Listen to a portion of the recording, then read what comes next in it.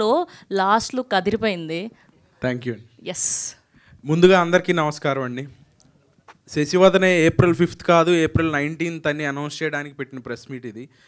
So April 5th నుంచి April 19th ఎందుకు move అయిందో మా తేజ గారు చెప్పారు ఇందాకే, అహితేజ గారు. So we are so confident on the movie, చూసుకుని చెప్తున్నాము.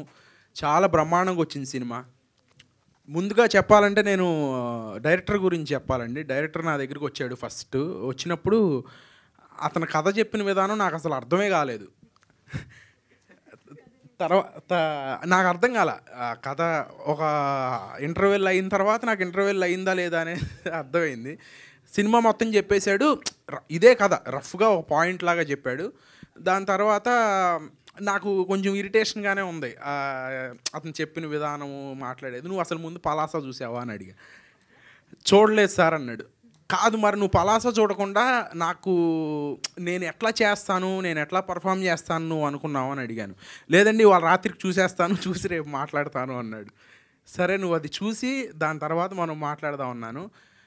దాని తర్వాత నాకు సాయి ఎంత నచ్చాడంటే చాలా బ్రహ్మాండంగా తీసాడు సినిమా.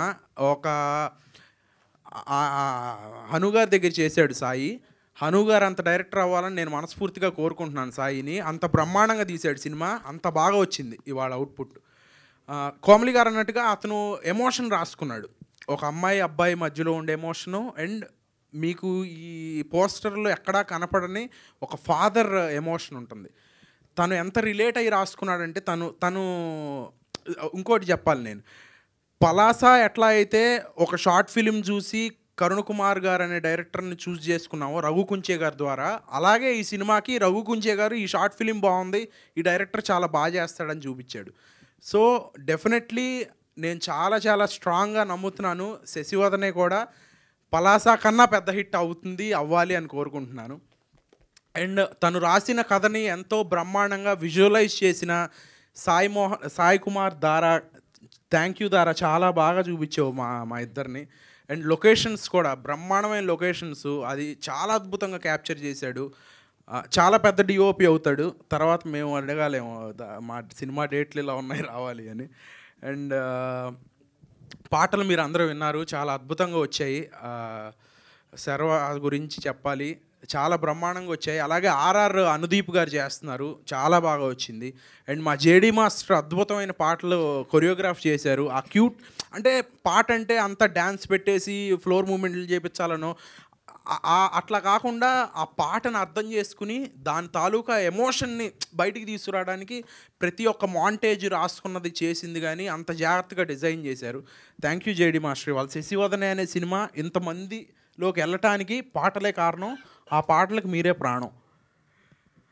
అండ్ మా ప్రొడ్యూసర్స్ తేజ గారు, గౌరీ గారు అండ్ అభిలాష్ రెడ్డి గారు చాలా కష్టపడి ఈ సినిమా మనందరి ముందుకి April 19th రోజు తీసుకురావడానికి ఎంతో ప్రయత్నిస్తున్నారు. చాలా చాలా చాలా ఎఫర్ట్స్ పెట్టాం మేము. అండ్ ఫైనలీ మా కోమలి గారి గురించి చెప్పాలంటే, రాఘవ అనే క్యారెక్టర్లో ఇంకొకళ్ళని ఊహించుకోలేనని చెప్పారు ఆవిడ. ఈ రాఘవ ఇంత బాగా చేశాడంటే దానికి కారణం కోమలి గారే. ఆపోజిట్ ఆవిడ ఉండబట్టే నేను అంత న్యాచురల్గా చేయగలిగాను. అది డెఫినెట్లీ ఆవిడ నన్ను అంత కంఫర్ట్ జోన్లోకి తీసుకెళ్లారు. నేను ఈ సినిమాలో చేసినట్టు, నన్ను మీరు ఈ సినిమాలో చూసినట్టు వేరే సినిమాల్లో నేను కనపడలేదు. దానికి కారణం కోమలి గారే. క్లైమాక్స్ గురించి మాట్లాడారు ఇందాక. ఆ క్లైమాక్స్లో కోమలి గారిది నాది పర్ఫార్మెన్సు థియేటర్లో చూసిన తర్వాత మీరే చెప్పాలి, అంత బాగా వచ్చింది. That is the confidence the whole team is having on Sashivadane. And Sashivadane releasing on April 19th. So అందరూ వెళ్ళి చూసి మమ్మల్ని బ్లెస్ చేయాలని కోరుకుంటున్నాను. Thank you.